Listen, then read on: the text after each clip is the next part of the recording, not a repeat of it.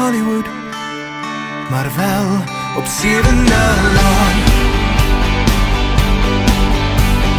Na skool is hy tikkies toe om drama te studeer.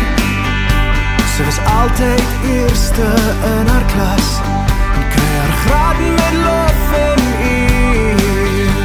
Maar die noodlot die het sleg gedraai en het haar gauw terug aarde toe gesmeer.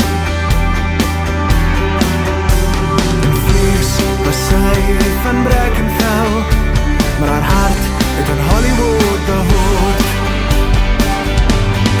Oh, Charlize was haar rolmodel en Brad Pitt haar trouwman. Los Angeles was haar voorland, sy sou als gee wat sy kan. Die trane rol teen haar vanaf, toe sy voor haar ouer huis staan. Want sy was nooit in Hollywood, maar wel op 7de laan.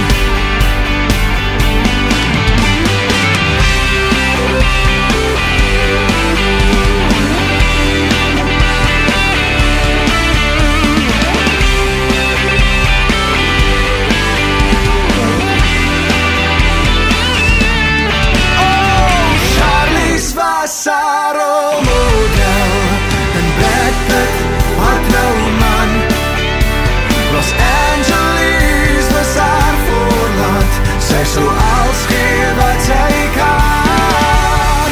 Die trane rol teen haar vanaf, toe sy voor haar ouer huis staan. Want sy was nooit in Hollywood, maar wel op 7de laan.